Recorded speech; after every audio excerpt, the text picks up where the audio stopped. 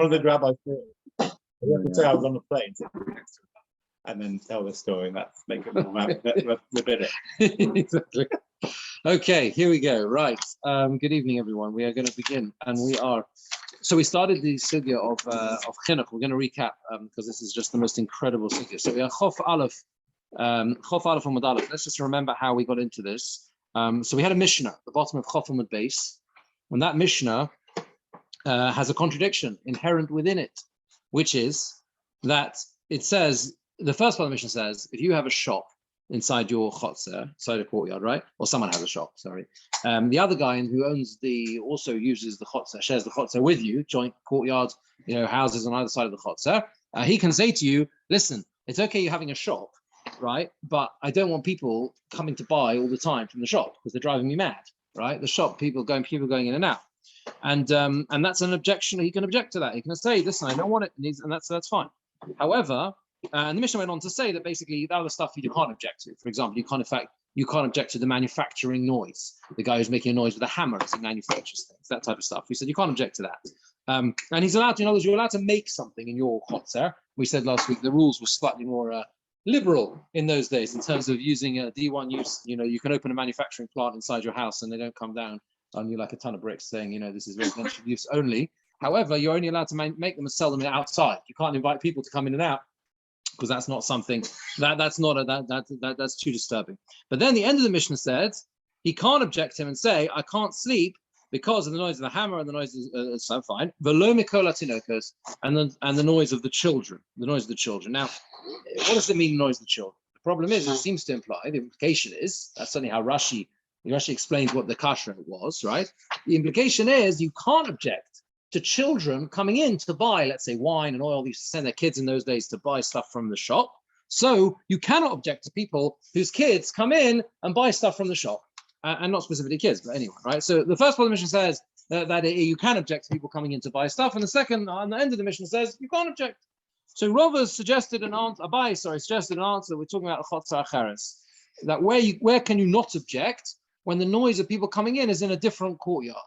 You can hear a noise from someone else's next door courtyard, then you can't object, right? Gemora says that's very problematic. Rava says because it should say another courtyard is mutter. That's what it should say. Instead of giving like a cryptic different scenario and talking about children and all this stuff, it should say, well, you can object in your own courtyard, but you can't object to someone else's courtyard. That's what we said, right? So the Gemora therefore says, so Rava says, Sefer Son, the top line on the Amud Chof Aleph, Sefer Son, Tinuka Shabes Rabban. The Sefer, the end of the Mishnah, was talking about opening a school. Opening a school. You cannot object if someone lives in your chotzer and decides to open a school in his chotzer. Now, the chotzeros in those days, as we know from Erevin and multiple places in Shas, were multi-purpose, multi-use. They used them as much as a room in the house. They used to cook in them and all sorts of stuff. So your next door neighbor one morning, you wake up in the morning and you see tables and desks neatly laid out and pencils and crayons and stuff. You say, what's going on? And he says, I've opened a school, kindergarten. They're all arriving at 9 o'clock. Says the Mishnah, you can't object, even though they're going to make an awful lot of noise. And the reason you can't object is, we'll just recap this very quickly because there are some extra things I want to show you and that we didn't manage to see last time. That's institution of Yeshua ben Gamla, since he instituted. What did he institute? Remember this individual for good, Yeshua ben Gamla Shmoy, and his name is Yeshua ben Gamla. She'el Molehu. If not for him, the whole of Torah would have been forgotten from the Jewish people. The Maharsha is very surprised by this tone. That's like really a massive statement to make. Without him, the whole thing would have been forgotten. And he actually says, the Maharsha says on this that let me just find this that we're not. It doesn't mean literally the whole Torah.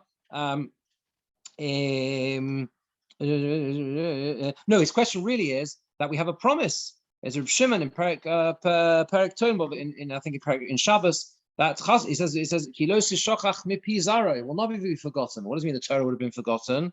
So he says we're talking here that the Torah will be forgotten from those who do not have parents, because we're going to go on to see that everything was fine for someone who had a father who could teach him. The biggest reason that Yeshua ben Gamla had to institute a schooling system was for those whose parents were not able to teach them. The father was no father, someone was an orphan, right? And they weren't able to teach them. They had to institute a schooling system for those who fell through the cracks. That was the whole idea. And therefore, they would have forgotten the whole Torah. And he says, So the Gemora goes through the process of how the system became implemented, the schooling system. Because in the beginning, someone had a father, Malamdo Torah. He would teach him Torah. Someone who didn't have a father, Torah. He didn't learn Torah. What did they expound? They expanded the pasuk which says, "You shall teach them atem," as if it says you with that you shall, as you shall teach them. That's how they got to a situation where only the fathers were teaching. Tosfos says that some don't have this girsa of v'limadatem atem, and it's simply from the word v'limadatem. You shall teach. It means the implication is the responsibility is on you. Tosfos says atem me'atzmachem. Your job. Don't delegate. No one else's responsibility. Your job, meaning each individual family, right? There's nothing. That's it. And that's how they got to a situation where only the parents were teaching Torah to their children. Hiskinu, they instituted Sheyuhu. That's right. Hiskinu Shuv Moshiv Lamdi Tinokus B'Yerushalayim.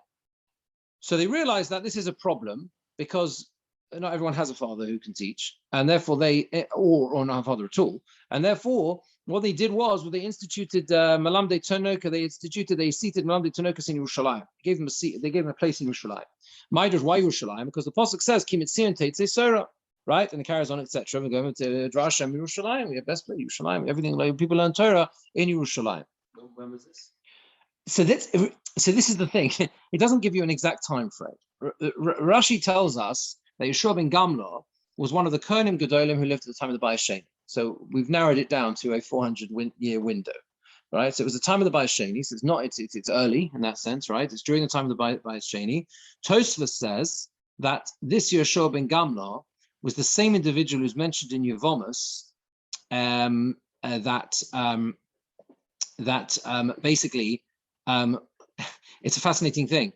There's a story in Yevamos where there was someone called Marta Bas Baitus, and she bribed Yanai HaMelech, who was one of the Hasmonean kings. There's a lot of confusion over Yanai HaMelech. There's lots of Yanai HaMelechs in the Gemora, and it's not entirely clear which of the Chashmonaim he actually was, but it's one of the later kings of the Chashmonaim era. Yeah, and Marta Bas Baisus bribed him to make Yeshua ben Gamla Kohen Gadol.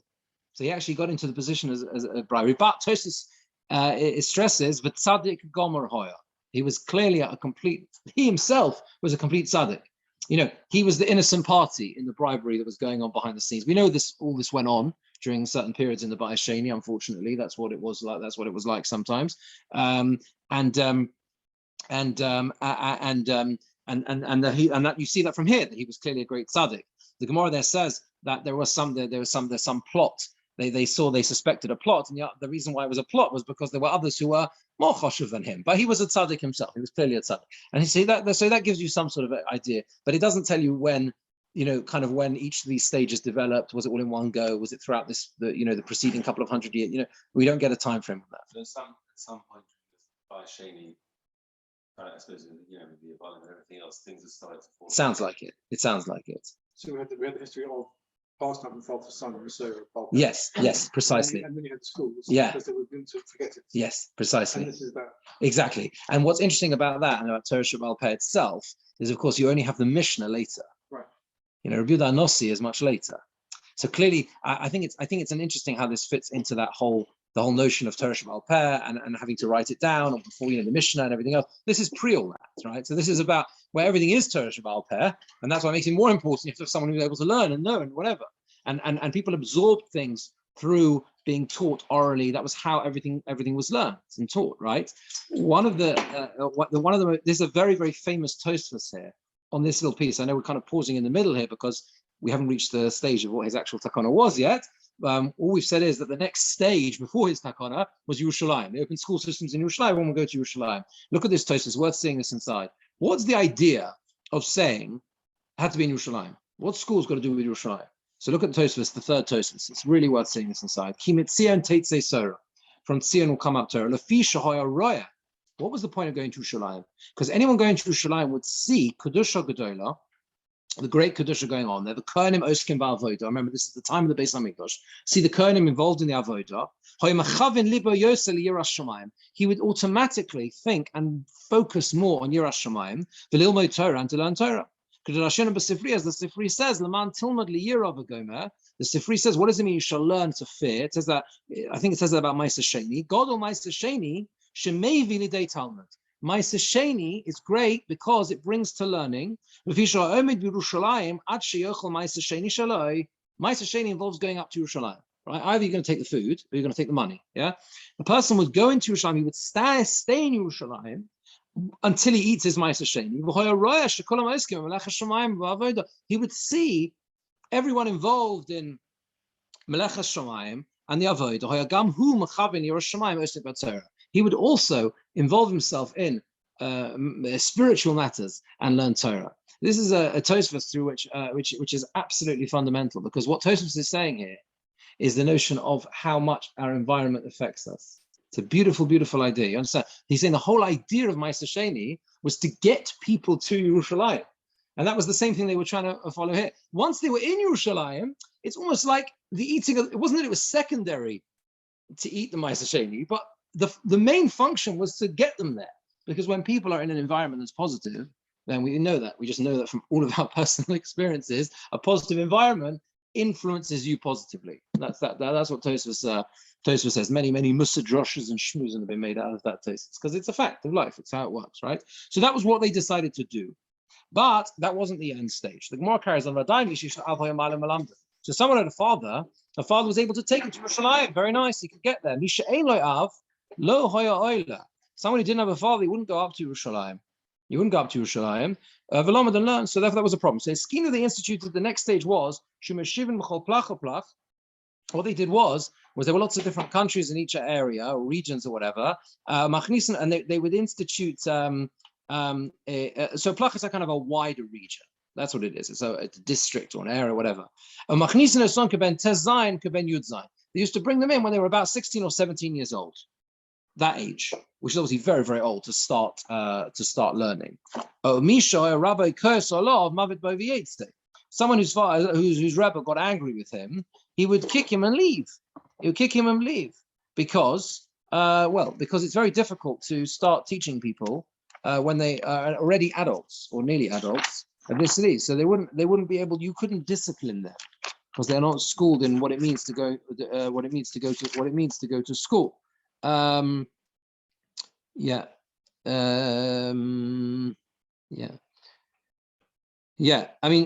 the Maharsha says that it was kind of dependent one on the other. The reason why they were only bringing, I mean, where did this come from, right? To start them at the age of 16 or 17. It's like really old, why did they have that idea? And it was basically because the schools were only in the wider regional districts. There were no local schools. You have to remember that Yeshua ben Gamla's major invention is local schooling. Yeah, that's where we're getting to. We're making it more start Yerushalayim, then we start each district. But of course, if you're if there's one school per or even a group of schools per major district, kids have got to travel by themselves. It's not going to happen, right? And that's why only, especially in those days, and therefore they were only able to bring in adult children, and they saw that didn't work either. Until Yeshua ben Gamla came, the tikkun he instituted. They would set up school teachers in every district of and in every city. So that's what they did. And they used to bring them in when they were around the ages of 6 or 7. Tosfos says 6-year-old for someone who's a normal, healthy child. 7-year-old, the child's a bit weaker. So they made the difference in age depending on whether the child was ready to start going to school at the age of 6 or 7. And he pointed out last time, this is really quite similar to an age that, really proper schooling begins. Different debates in different countries. Israel, they tend to start a bit later than here. We start a bit earlier. Do you count nursery or not? Do you count reception? You know what I mean? Year 1 is what age? 6, right? 5, 6, yeah? 5 and 6. I should know, I've got a kid in you.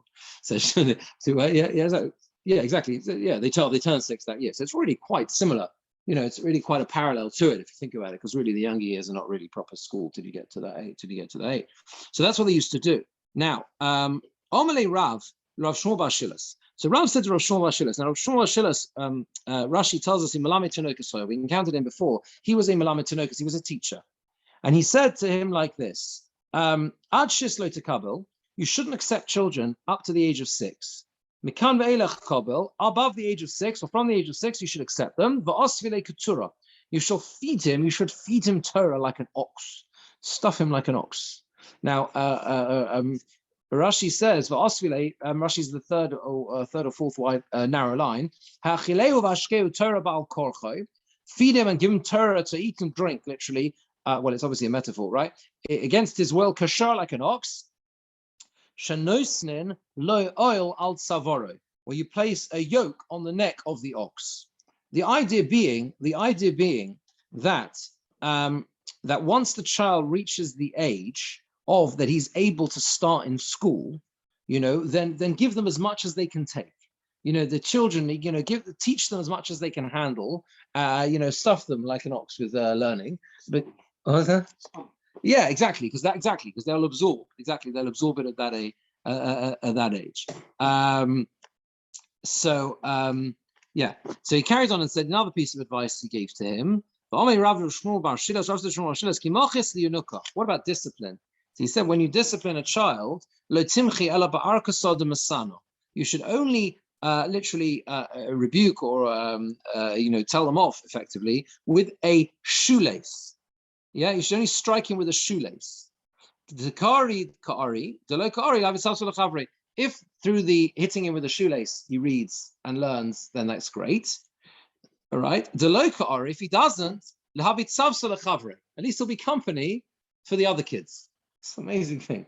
So the way to discipline is very gently, he says. Don't it's symbolic. I mean, shoelace is a symbol, right? It's a symbolic thing, yeah? It's like the proverbial, what did they used to leave the cane on the table? There were teachers. Nowadays, they can't do that, right? But they used to, for obvious reasons. No, there were teachers, right? They used to leave the thing on the table. So there's like the shoelace is like a symbolic gesture. It's clearly not going to injure the child. But the point is that what you don't do is you don't throw the child out of the class. Do you see this? This is quite remarkable, yeah? Ka'ari. If he reads, he listens. If not, leave him there because he will be company. Now, what does that mean? Two different pshatim. Let's see Rashi first. Rashi says, shoelaces. Like a light blow that he won't be injured by it. So Rashi learns like this. You don't need to afflict him more than too much. Not to remove him from you. He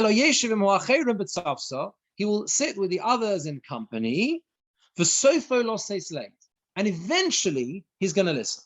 So Rashi learns, that what does it mean? He should be company for the others. The focus is on the child who's not listening. In other words, he'll learn eventually it's going to take him longer. And at the moment he's going to sit there and he's going to kind of wreak havoc in the class maybe, but eventually, by leaving him there in the classroom in the company of the children who are listening, eventually he's going to sort of play ball and be part of the class and listen. Now the Marsha is a very fascinating pshat, which is very different. One second, let me just see what this is. Okay. Where was this? Oh, that's right. Yes. I mean, you're welcome to sit inside if you want. If you've got a large full-scale Gemora. If not, though, I'll read it out anyway. It's only a few lines. He says like this. It's in Chidushei Agodos. So if you're following, it's on page 12 in the Marsha. It's a strange pagination system because you go from 10 Vov, then 12, then Zion. Okay, we don't. But basically, it's on page in the second column, the very, very small print, which is Chidushei Agodos, and it's the third one down. It brings Rashi first. Then he says, he says the language of the Gemara doesn't imply that. Rashi learns that he should be company for the others because eventually Rashi says he'll listen. It doesn't say that. It says he should just be company for the others. So he says, he says, what it means is like this. The Marsha is different. He says the one who's not listening and the one who's not going to learn because he's not interested in learning, okay, will be company for the others, the Kori, who is learning. Because through having the company, the one who is learning and is reading is going to pay closer attention through having company. If the one who is not learning and not listening isn't there, he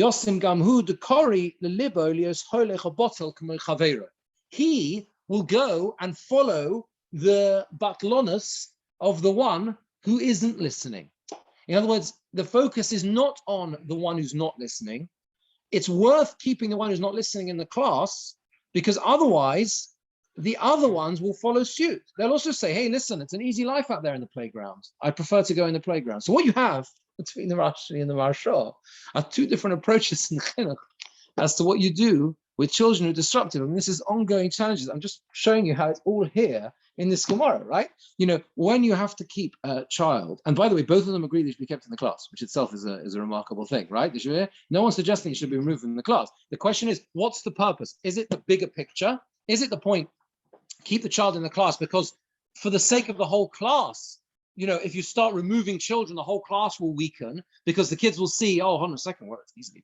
I can leave as well, you know, or is it because ultimately never give up on the child, which is what Rashi learns, you know, they're not mutually exclusive. They're two different approaches in the Gemara, right? You know, there are some remarkable videos around, I don't know what they're around. I mean, there's, you know, these videos that we used to be sent around quite a bit on WhatsApp. Rabbi Steinman, they're not around so much anymore, but Rabbi Steinman was a remarkable gadol in so many areas. In Bnei Brak, I had the privilege of meeting him on several occasions, and he used to get people like menahalim of schools coming to him about acceptance policies and things like that in Israel. And sometimes they would come to him and they would present a case of a family that they considered to be problematic for whatever reason. Why? Because they didn't quite fit the mold.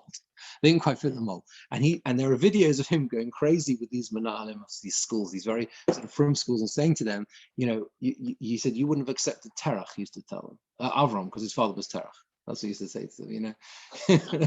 And there are videos of him saying, you know, that type of stuff. He would say to them, what are you doing? You're ridiculous. You know, you're worried about the family when you know the kid is a good kid, right? And all you're doing is because, and I know these things are incredibly complicated. Anyone who's been involved in missions and schools and government, I'm not, you know, we know the issues, right? I was also the governor of a school for a number of years in Toras. So, you know, we sat around that same table having these debates and dilemmas, and I speak before people who are much more experienced than me. But the point he was trying to get across was a very powerful one. You know, the kid was a good kid, and you're saying his father's got a problem, and this thing about the home and everything else.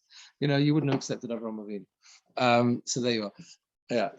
Okay, so anyway, that's what the Gemara is saying. I mean, you could ask, of course, that there might be situations that you know, where it's simply not possible. You know, there are sometimes you can have a child who's so disruptive that no one else can learn in the class. You know, you could probably argue that the Gemara maybe is not discussing that type of situation, and the proof is because either explanation of this Gemara is about the future. You know, well, eventually he might listen. So it doesn't. It implies that we're not understanding this as someone who wrecks the whole class. You know, does that make sense? You know, anyway, that's what I think. The other question you should ask on this is what Mishnah in Avos. What does Mishnah in Avos say? When do you start learning? Ben Chomesh Shanim Lemikra. So here said 5. So you should, yeah, Ben Chomesh Lemikra. So why here to talk about 6 or 7 Toras deals with this problem, and basically says that. He says that basically that's someone who's very strong, very healthy.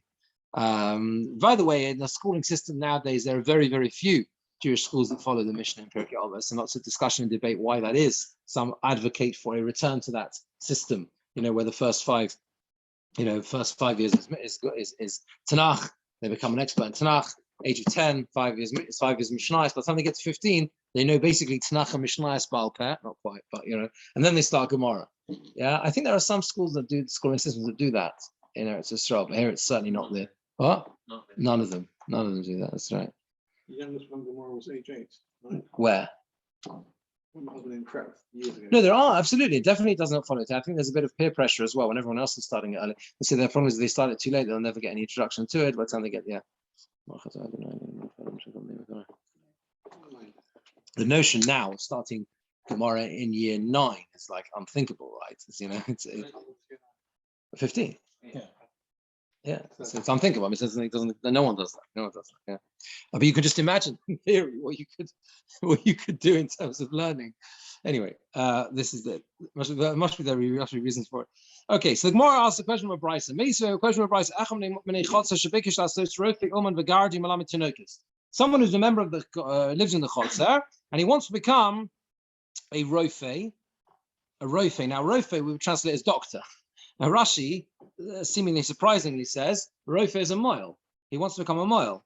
Now, the reason why Rashi says that is probably because of the next words. Uman is a maker's dam, Rashi says, a bloodletter. Now, that was a doctor. right? It's a bit confusing, right? You with me? You with me? In those days, a blood letter was your doctor. So if it says Rofe and Uman, Rofe must be someone else. He can't be a doctor. So Rashi says the Rofe is a moil. So someone in the chotzer wants to become a moil, or he wants to become a blood letter, the gardi or a weaver, or malamid tenokus, or a school teacher. B'nei chotzer makun olav. Those who are in the rest of the chotzer can stop him. They can say, no, thank you. I don't want you taking on that profession in our chotzer. Now, Rashi says, and you'll forgive me for jumping here between the Gemora and Rashi, kind of if we keep on both at the same time, because it increases the noise of everyone coming in and out, as we've said. Now, you could ask, hold on a second, this guy's learning a career, he's learning a profession. Why is that a problem? Who says he's going to invite them into his chotzer? What's the answer? Should be an obvious answer. Just what? No, because I just think things didn't work like that in those days. People came to people, even till relatively recently, certainly in the context of schools, for example, in Europe until almost basically until the war, right? I mean, maybe no, that's not true. In the years before the war, they already established schools. But till relatively recently, the Melamed in the Shtetlich in Europe, the Melamed was in his house, and they would send the kids to the Melamed's house, and the Melamed would teach them around his dining room table. That was what it was. That was the school, right? For the boys, that was the cheder. That's how it was. And when you graduated that year, you go to the next Melamed's house, and it all happened in that. There were no schools. That's where it was. That was his. So same thing here, right? And presumably it was the same with doctors as well. It's taken for granted that if you're learning those career and those professions, people are going to bring you the kids into your house to give them a bris. They're going to come there for a refuah. They're going to come in there for schools, right? For teaching. So the obvious question is, how can you say this is a problem? We just said that, on the contrary, you're allowed to open a school inside your chotzer. So we're talking about skin of tenokus ta'akum. Here we're talking about non-Jewish children. That's where you do not have a permission to open a school if you're teaching non-Jewish children. Tenokus ta'akum. Because there wasn't a permission given. The whole permission given was the exception. You're allowed to open a school system and no one can object it because you're teaching Jewish children. But you're teaching non-Jewish children, doesn't have. Toshma, let's ask a question from me. A person who has a house in a courtyard which is jointly owned, Hareza lo yaskiranu, he's not allowed to rent it out. Lo rofe, v'lo uman, v'lo gardi. So he's not those two we've mentioned already, the moil and the doctor, or the bloodletter, and the gardi, the weaver. V'lo sofer Yehudi, and he's not allowed to rent it out to a sofer Yehudi. V'lo sofer armoi. Now Rashi says that a sofer Yehudi is a malamed tinokus, the teacher. I mean, the logical place you go to with a sofa is a sofa. So you'll see, or a sofa armoi. What's a sofa armoi? A sofa armoi is a non-Jewish teacher. So Jewish teacher, you can't rent your house out. You own a house in a chotzer shut, in a jointly owned chotzer, which means you've got shared use of the chotzer. You are not allowed to rent out your property to people who will disturb the other occupants. So how is it possible for people to do bris milah then? It feels a bit NIMBY-ish, doesn't it? It is a bit NIMBY-ish, yes, but NIMBYism is essential sometimes. Otherwise, you landed with everything in your backyard. But I mean, who do the bris milahs? Where would they do? Are they saying the oil should have to go to the house of the child? Well, one option is you go to the house. Another option is you already established. You might have your own chotzer. Another option is you might already be established in practice. Remember, this is echad minei chotzer shebikesh la'asos. He wants to. So the other guys can say, hold on a minute. We were living quite comfortably together. We were happy with the way we were using our property. All of a sudden, you want to open your mother's coming and father's coming with screaming babies all day and night. Well, not night, but all day. This is going to drive us crazy. It's bikesh la'asos. It's a material change of use. Jeremy, if you lived in that chotzer, I think you'd find objections. No, you don't think so? You imagine your next door neighbor, and you have a shared garden, and he suddenly decides to open a shop. You're not going to be pleased, right? No, I wouldn't be pleased. There you are. There you are. Occasional baby being taken. Pardon, what was that? I wouldn't mind the occasional baby having. Yeah, it doesn't. Well, yeah, but if he's a successful popular mile, you're going to get a lot of babies. Yeah. In these small towns, You're assuming small towns, of course. We've got to cover every eventuality. Pardon? Why does he see the sofa as a teacher? So the sofa being a teacher is a bit it's a bit problematic. No, Rashi assumes the Sofer Yehudi is a teacher because otherwise the question is not understandable in the Gemara. Meaning, the Gemara is not saying Kash. The Gemara asks, someone who owns a chotzer is not allowed to rent it out to these lists of people, right? So what does it say? It says, Rofi Uman Gardi, Sofa Yehudi, Sofa Armoy. So Sofa, we can't answer as we did. It must be one of them as a teacher, because otherwise, what's the question? The whole question was we're saying you're allowed to. We said you're allowed to use your property for teaching kids. So we said the previous kasha we could push away by saying, you know what you're not allowed to do is you're not allowed to use it to teach non-Jewish children, right? So, but this brisa has two listed, a Sofer Yehudi and a Sofer Armoy, like Aramean, yeah, a non-Jewish teacher. So this one is clearly you can't answer that way. So it must be that it's a Jewish teacher. Rashi says Sofer Yehudi is Melamed Tinoch, because otherwise the question isn't. Yeah, otherwise that makes sense. It must be that, otherwise no one will ask the question. The problem is, in fact, how to resolve it. Because the Gemora answers, what are we dealing with? The sofa masa. The sofa masa. What is a sofa masa? So this is a bit more confusing. So Rashi says sofa masa is melamed tinokas or ir. So he teaches all the children in the city. And Moshe melamdim tachtov. He teaches the teachers, and he puts teachers underneath him. Umores kulam. He teaches the teachers what they should do. V'yesham kol gadol. There's a great noise, a lot of noise in that place. This is someone who is basically like a headmaster. So not really a headmaster. It's a teaching academy. It's a teacher trainers teaching training. Anyway, whatever, you know what I mean, yeah? Huh? Teacher training. Somebody decides to start a teacher training academy in the Chotzer, and this creates a large noise. This is not like having a group of noisy children. It's much worse than that. Maybe they bring the kids with them, to practice on them or whatever. Tosfos has a problem with this pshat because. If you look at the basically his question. Okay, we won't sit inside, but his question is based on a Gemora on the next Omid that basically seems to list a Mikri Dardaki and a Sofer Masa. So a Mikri Dardaki is a teacher and a Sofer Masa is something else. So it must be something else different to that. And Tosfos therefore says, and he brings also Rashi's pshat in Perek Makabel in Bob Metzia, who talks about the Sofer Masa as a barber, a hairdresser. So that's another possible meaning of someone of this word. But Rabbeinu Chananel finishes off and says, no, a Sofer Masa is someone who writes shtaros ha'ir. That's what he says. Kosef shtaros ha'ir. It's a sofer, a scribe, who basically writes the documents of the town. And he says, and that's what we're talking about, right? That's what we're talking about. We're not talking here about. So you're basically proving it from the Gemara in the next Omid. He says that's what Sofer Masa is, someone who writes documents. But Rashi learns it's a teacher, someone who's teaching other teachers. There's another issue with this Gemara, which the previous Tosfos deals with, and that is, are you allowed? This is a bit, I suppose, politically sensitive. The implication here is that you weren't allowed to rent your chotzer or your bias in your chotzer to a non-Jewish teacher. That implies that you could rent your chotzer to a regular Armoi. You have to remember, in those days, that's a big deal. How do you know? Where can you prove? This is Rabbi Birnbaum.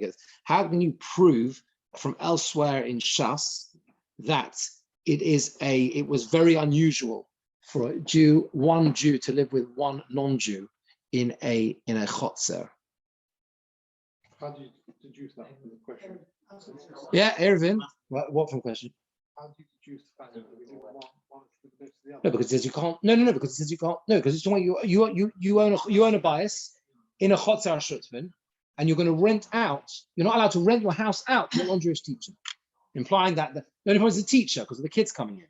But you could rent out your house. Well, you own the chotzer is divided into two. You own half the chotzer and the house, and he owns the other. You both got joint use of the house. Doesn't matter who you rent it to. Your house you can rent to a local pagan worshipper. That's what we were talking about in those days. Yeah.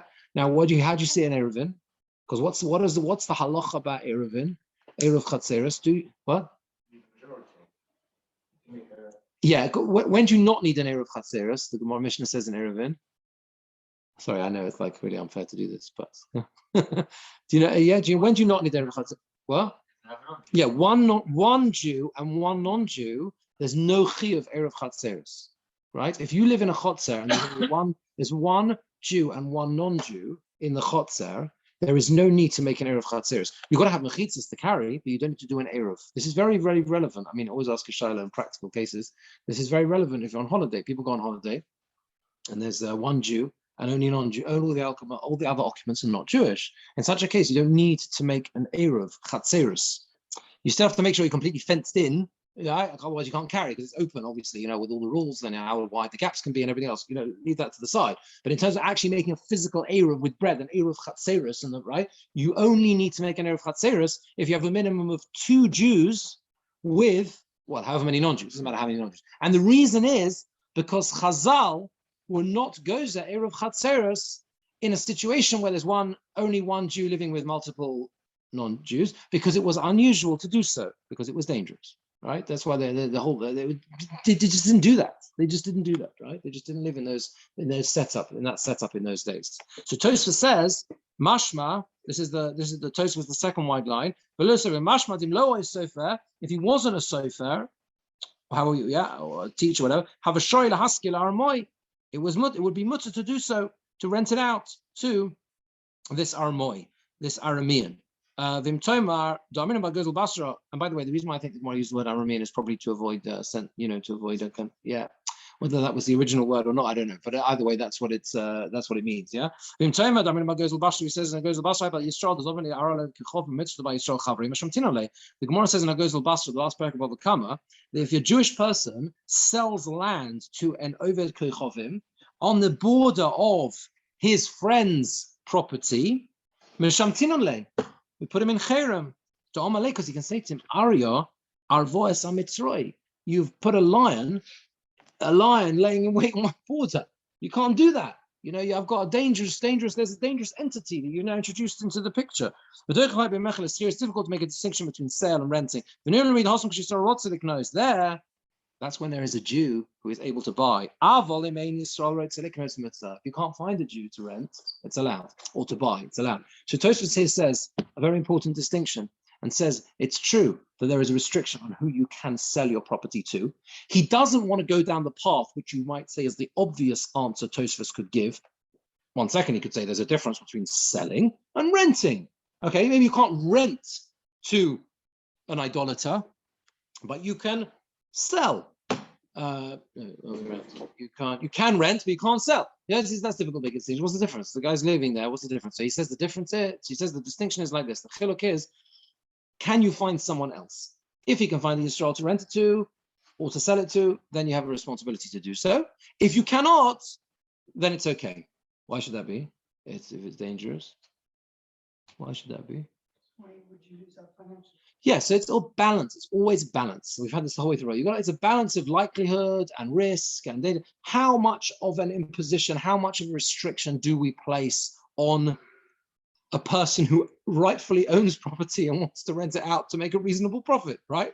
But we say to him like this: if you can find someone who's a Yisrael to rent it to, great. If you cannot, it's understandable why you want to rent it to an akum. It doesn't mean it's we don't necessarily assume it's always going to be a clear and present danger, and that's why it is, and that's why we'll be okay. Yeah. Okay. Any questions? Or we're okay with that? Oh, can I just, something that seems so obvious about schooling? Let me turn you up. Volume where you are. Okay, go on. It just seems strange that it took so many hundreds of years to work out that kids need to be educated. Why are we? Well, is it obvious to us? Well, I think it comes back. I think it comes back to the point that I think, Jeremy, you raised this point before about the what is the what is about what with the time exactly, and Eli as well, the timeline. It does fit in, I think, with the notion of how of nevuah. And you read Nevuah and Teresh Baal Peh and the way it was transmitted and the way people lived their lives. And it wasn't that people weren't being taught. It was just that it was done in a much more nuclear. Well, completely immersive. Yeah, that's right. It was an immersive educational experience. You picked up everything at home. And I think I mentioned last week, we have to bear in mind that this was only replicated for girls, right, 100 years ago. Yeah, that's a fact. I mean, that is a fact, right? It was only replicated. It took till just over 100 years ago for this system to be replicated for girls, because until that point, it was simply assumed that They would learn everything at home. Did they? Well, originally they did. And then something sort of, they realized things were breaking down. Basically, I mean, to put things rather bluntly, the reason why Sarah Schneer she went to the various Gedolei, there's a lot written about this, a lot of research into how it actually came about, fascinating stuff, who she went to, how she went to them, what they said. There's a lot of research, like academic research done into actual, how it came about, exactly. But to put it, in a nutshell, what happened was she turned around to people like the Gemora Rebbe, the Chaim, and said to them, look, there's a complete mismatch. You've got girls who don't know anything about anything, and they are getting, they're pairing them up shidduchim with yeshiva bochrim who are expecting to get married, and suddenly they find out they're on a shidduch with someone who knows nothing halachically, no halacha. Why? Because it was assumed all the girls would pick it all up, but they weren't, because there was a lot of ignorance and they weren't being taught and they knew nothing. And this was a major. Well, there was problem. an issue about the fact that they were. It wasn't so much they knew nothing; they were being sent to secular schools. They were learning in secular knowledge, so they actually had, of course, they were going off. They were not interested in the Jewish. That's right, but even with that, there was still an assumption that they would be balanced and they would get that education Jewishly at home, and of course that wasn't happening. And yeah, exactly, that's right. How do you deal with the midrash in the Megillah, which says that Haman went to the Yeah. But that was earlier. No, was it? Yes, No, that's the question. It was earlier. Yeah. Hafechum Bais Rishon. Schools, Yeah, that's the question. No, In the second, the Bais Sheni, they my name is Baishim. No, but what's it? Exactly. No. But wait, you're saying there were schools and then they got rid of them, they didn't have them anymore. That's what you're saying. When the Greeks came, when everything started. Oh no, I didn't. It doesn't say that in the Gemara. The Gemara doesn't say that. It doesn't say in the Gemara, but that seems he started instituting these things when the fabric of society was being disrupted massively. No, but I'm saying no. But I think the question is that I think the Richie's asking is that the implication of the Gemara is that the Takana of Yeshua ben Gamla is the first time a schooling system is implemented. Whereas that's what I don't know. No, you understood that because things have got to a stage where they had to. But was there something before? The time of the Levian and the Levian, they were teaching. Yes, yeah. You have to understand exactly. You have to. That's right. You have the Bnei Hanavim, for example. The Bnei Hanavim were people who were in Nevuah school.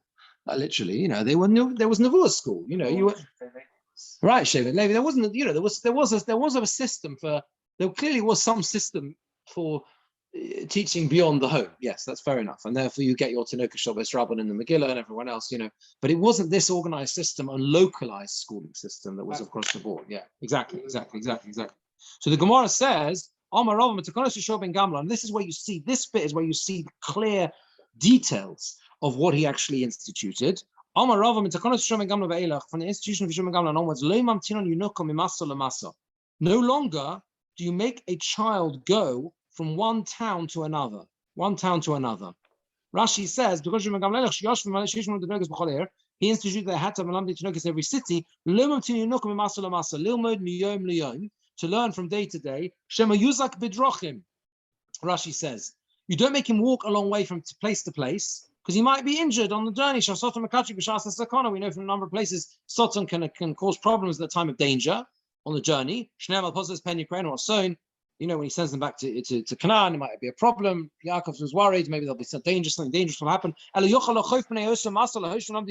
key institution, Rashi says, is that you can force people in a town to build a school, right? Or to establish teachers. No longer can you say, what's the problem? A local, the shtetl down the road has a nice, very, very good Melamed. We'll send them down the road to the net Melamed. No, the Melamed has to be in your particular city.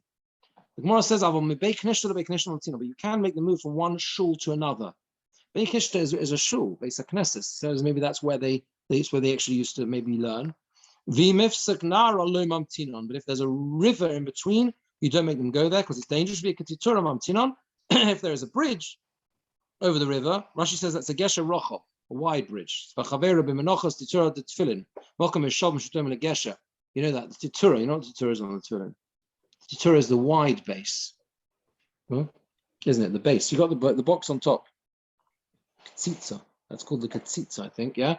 And the titura is the wider base underneath. Okay. the titura. Now, titura is actually a bridge. It's like a bridge. That's the point, right? A wide bridge. Right?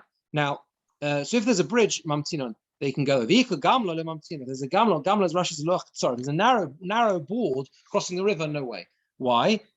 Because then there's dangerous and they could fall off. So basically, the idea is that you only make them go in a certain way where it's safe for the children to walk. Definitely not between two cities. But Omarova added something else. Sach mikri dardaki. How many children per class? Class sizes. How many children per class? The maximum amount of kids for a teacher is Esrin v'chamisha yunuki. Is 25 kids. That's what it says. That's so close to what's assumed to be nowadays. Pretty much, no? 25. Right? I mean, they often go to 30, but the optimum is probably 25. Yeah. So that's how it is. The Eko Chamshin, if there are 50, what do? Musfin on tray. That's okay. If you've got 50 kids, you need 2 teachers, obviously. The Eko Arboin, if there are 40 kids, what do? Mokmin on Reish Tuchna. You appoint a Reish Tuchna. What's a Reish Tuchna? Teaching assistant. Yeah, teaching assistant. It's amazing. Look at Rashi. Rashi says, Sach Mekidaki, Minyan Tinokas Arin Malamid Echad. Sach Mekidaki is the number of children who are suitable for one teacher. Reish Tuchna, Rashi says, Shemea Im HaTinokas Malamid. The Reish Tuchna is someone who listens with the kids from the main Malamed. And he goes and then reteaches it to the kids. And he gets paid. Because that's what it says, Rashi says, they help from the town to hire that teacher. So in other words, the community, the Kehillah, has a responsibility to help the teacher, right? Presumably the parents would pay the teachers to teach the kids. That's a pretty standard system in one way or another, and that was definitely the case in Europe as well. You pay the Melamed, that's how it worked, right? But the town, you with me? They have to help the Melamed to pay the assistant. Otherwise, he's going to be out of pocket. There's a responsibility on the place to actually assist the payment of the thing, right? Yeah, that's right. So if you have less than 25, then you can't force him. Yeah.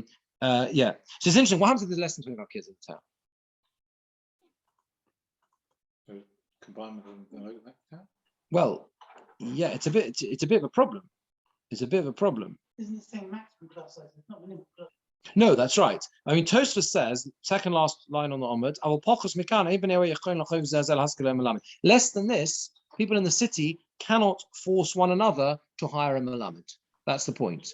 It doesn't mean you shouldn't, but you can't. The 25 is the amount that you can turn around to each other and you can say, guys, what? Yeah, you've got to do it. We now have a responsibility, and you can actually force people, like a taxation on the community, to actually hire a Melamed once you've got that. This wasn't one age group, right? This was all ages. It's a good point. It's a bit difficult for us to understand how you can put all ages together. Yeah, but yeah, Better than nothing. Better than nothing. Yeah, better than nothing. Yeah, yeah. So yeah, it implicates. We haven't talked about differentiating ages in that way, but maybe they would need to. It was obvious they would need to if they had enough kids. Anyway, what about the quality of teaching? What's that got to be like? Omarov says, "Hi, Mikri Dardaki, a teacher the Goris." If you ever go, what happens if you've got one teacher who's learned a lot? But there's another Degoris Tfeimine. He's learnt more than the first guy. Lo Masakiname. So we don't remove him. What? So who should you go with? The one who's learnt more, or the one who's the one who? Do you remove the first teacher if you find a better one? Who's learnt more Torah? He knows more. Lo Masakiname. We don't remove him. Why? Because he might end up not treating it seriously. Rashi says, the second guy who's learned more and gets the position from the first one, he's going to glorify himself. I'm the best, he's going to say. He'll weaken himself from teaching properly. They won't worry about removing him. So it's all very well going all starry-eyed and going after the guy who knows the whole of Shas, right? But he's going to go, he's not going to do the job properly because he's going to think I'm the best. So therefore you don't remove him. So Rav Dimi ben Arda'ama, he says, no. Kol Shekain, how much more so, Degoris Tfei. he's going to learn even more. Why? Because kinas sofrim tarbe chochem, very famous line. Kinas sofrim, kina is a problem, except if it's kinas sofrim. Kinas sofrim is where you're jealous of someone else's learning. That increases wisdom. So what's going to happen here? What's going to happen? Rashi says, Kol shegen, much more so, the second last Rashi on the Amud, keshe chashavnu, when you kind of like increase his prestige by giving him the position, the second guy, Yitzen Levli Yoslomed Yofa, he will learn very well, he'll teach and he'll teach very well. He's going to worry about the jealousy of the other guy, that you removed him before, that got removed, he was removed from his position. He will scorn him amongst the people in the city. Again, what is our priority? We want the best teacher for the kids. Okay, so the debate here in the Gemora is what's the best way of getting the best teacher for the kids. First Malnoma says keep the first guy. Why? Because the second guy is not going to do a good job because he thinks he's the best. He thinks he's the best. He's not worried anyone else is going to take it away from him. Yeah, so better to keep the first guy.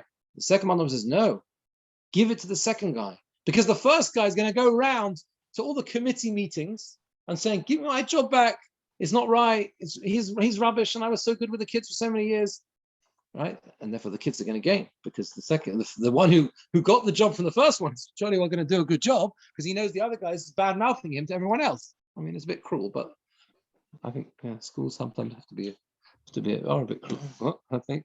Rava says further, what if you've got a problem? You've got the following dilemma. You've got two teachers, Chad Goris v'lo Daik. One of them knows how to learn a lot, but he's not particular. What does it mean, no Daik? So what does that mean, lo Daik? He's not particular about how the kids learn. He's not specific. He doesn't make sure they get every word right. So Rashi says, Shalom et harbre, the last Rashi in Yom, v'lo Daik v'limud atinoke shlei shtabshu. But he's not particular about the kids, so they don't make mistakes. So he's learned loads. He knows a lot. He's learned the whole of Shas. But he's not so good at like picking up the kid in the back corner who's like his reading is not quite good. Okay, that's one option. And your other option is a teacher who's really careful about how the kids read, but he doesn't know much. Who would you say? Go on. Who would you give the job to? You with me? You got a teacher. One of them is really careful about the kids, what the kids learn, but he's not a bit of an amoritz. Different ages require different skills. So at the very beginning, different age groups will require different qualities. So the teacher who's very, very medaic about every detail is excellent for a very young child learning to read, for example. Right. They don't have to know so much. But later on, what about the older kids? You think it's less important that he's particular about what they actually learn, or? I'm not saying it's less important, but it's more important to be medaic when you're young. Yeah, when you're young. Yeah, it's interesting that, and it Gemora doesn't seem to make a differentiation in ages, but we'll see from the way the Gemora resolves this. It's fascinating. The Gemora says like this: Mesvinon hahu degoris v'lo daik. So again, there's a machlokus. The first mandama says you appoint the one who knows how to learn well, but is not particular about how they read it. Because he says, mistakes will just correct themselves. Okay, so the kid doesn't read so well because he wasn't so particular how he reads. He'll fix it. It will get fixed by itself.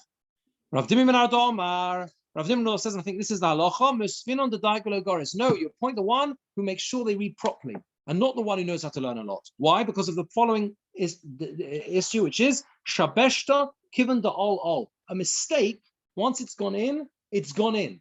It's not going to leave again. If your kid learns something incorrectly, you're finished. And the Gemara brings the most fascinating ma'isa. The pasuk says, 6 months. Yoshev Sham Yoav v'chol Yisrael. Yoav and the whole of Israel sat there.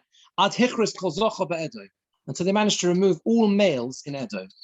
So he cut off all the males. He destroyed all the males. When he came in front of David, then Amalek said to him, "My time of the sochi, top of the next stomach. Why did you do this? Why did you do this? Why didn't you kill the females? You're supposed to kill all of them. Edomites. They wanted people to get rid of all of them, right? Why did you kill the males, not the females?" Amalek said to him, "Timche es zochar Amalek," because it says wipe out the males in Amalek. Amalek says, "David Amalek said to Yoav, What do you mean? It's Zecher Amalek, right? It's the remembrance of Amalek. It's not the males. Zachar is a male, yeah? It's not the males in Amalek, it's Zecher. Amalek said to him, "Ano, me, Zoch Ikarion." When I was a kid in school, they taught me to say Zachar Amalek, the males in Amalek. It's amazing. Ozl Shaile le Rabbi. So David HaMelech went and asked his teacher. Can you imagine him knocking on the door? These stories are so powerful because they're so alive. Do you understand? Imagine David HaMelech knocking on the door of the Rebbe, who probably by then, this guy, Yoav was already a general. Yeah, so he was probably a very old man. He's retired many years ago. He knocks on his door and he says to Omele, how did you teach them? How did you teach them to read this posuk? The kids in your class. Omele said to him, Zochar. I taught them Zochar. No, taught them Zochar. Well, that's what it seems to imply. Shaka The article says it's actually Yoav who went to his teacher, not David. Oh, it's David. Okay. How did you teach us? You're right. You're right. Not David. Also Shaila Rabbi, because it's the Hayach Krison is us. You're right. 100%. How do you teach us? Amalei said to him, Zochar. He said to the man, Shakas of Sira Lamikdale. He took a sword to kill him. Amalei said to him, Amai, why are you killing me? Amalei said to him, Dichsiv, because the pasuk says, Oror Osem Melechas Hashem Remiyah. Cursed is the one who does the work of Hashem, which is what teaching is. The Melechas Hashem, Remiyah. Remiyah is like Ramai, deception, deceitfully. You deceived us. Amalei said to him, Shavke, so the teacher answers and says, Shavke lahu gavra deleikum ba'aror, at least leave that man, he should stay with the curse. The Torah says he'll be cursed. Don't kill me.